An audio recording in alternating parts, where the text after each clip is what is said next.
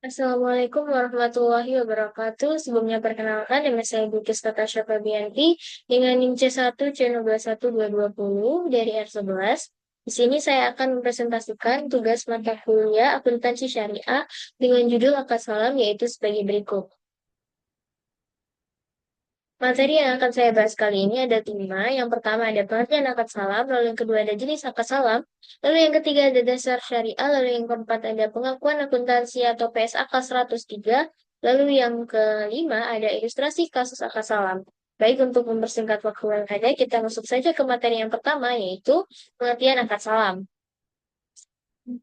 Menurut Hayati, pada tahun 2015, salam berasal dari kata as-salaf yang artinya pendahuluan karena pemesanan barang menyerahkan uangnya di muka. Para ahli fikih menamainya al-mahawij atau barang-barang mendesak karena transaksi ini sejenis jual beli yang dilakukan dalam waktu mendesak, walaupun barang diperjualbelikan tidak ada di tempat.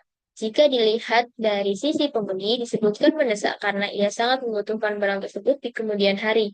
Sementara dari sisi penjual, ia sangat membutuhkan uang tersebut. Salam dapat didefinisikan sebagai transaksi atau akad jual beli di mana barang yang diperjualbelikan belum ada ketika transaksi dilakukan dan pembeli melakukan pembayaran di muka sedangkan penyerahan barang baru dilakukan di kemudian hari. PSAK 103 mendefinisikan salam sebagai akad jual beli barang pesanan atau muslam fi'ih dengan pengiriman di kemudian hari oleh penjual atau muslam ilaihi. Pelunasannya dilakukan oleh pembeli al-Muslam pada saat akan disepakati sesuai dengan syarat-syarat tertentu. Untuk menghindari resiko merugikan, pembeli diperbolehkan meminta jaminan dari penjual. Baik, materi yang selanjutnya yaitu mengenai jenis akad salam yang terbagi menjadi dua. Yang pertama ada salam, yaitu transaksi jual beli di mana barang yang diperjualbelikan belum ada ketika transaksi dilakukan. Pembeli melakukan pembayaran di muka, sedangkan penyerahan barang baru dilakukan di kemudian hari. Lalu yang kedua ada salam paralel, artinya melaksanakan dua transaksi salam yaitu antara pemesan atau pembeli dan penjual, serta antara penjual dengan pemasok atau supplier atau pihak ketiga lainnya. Hal ini terjadi ketika penjual tidak memiliki barang pesanan dan memesan kepada pihak lain untuk menyediakan barang pesanan tersebut. Baik, materi yang selanjutnya yaitu mengenai dasar syariah. Dasar syariah dari akad salam yaitu ada dua. Yang pertama ada Al-Quran. Berdasarkan Quran Surat Al-Baqarah ayat 282 yaitu, hai orang-orang yang beriman, apabila kamu bermuamalah tidak secara tunai untuk waktu yang ditentukan, hendaknya kamu menuliskannya dengan benar.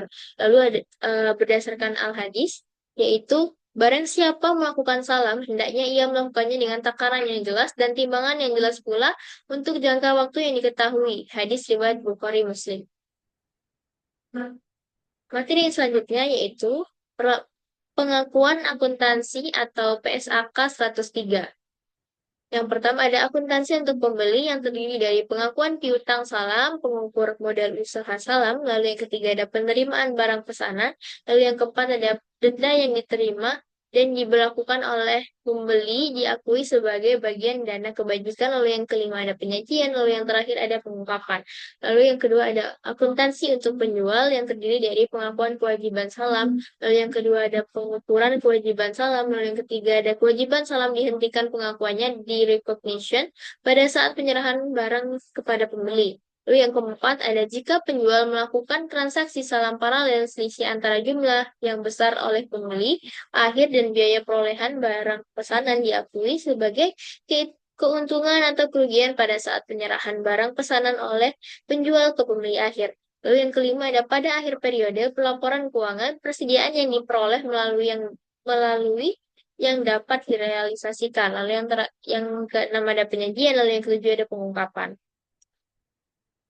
Baik, materi yang terakhir yaitu mengenai ilustrasi kasus akad salam. Contoh kasus akad salam yaitu transaksi dengan penyerahan aset non-kas. Contohnya, penyerahan aset non-kas dengan nilai tercatat Rp80.000, nilai wajarnya Rp110.000.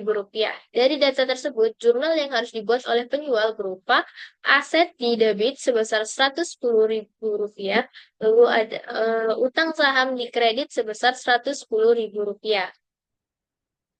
Sedangkan untuk jurnal yang harus dibuat oleh pembeli terkait informasi di atas yaitu piutang sah piutang salam di debit sebesar Rp110.000, lalu aset non kas dan aset non kas di kredit sebesar Rp80.000 dan keuntungan di kredit sebesar Rp30.000.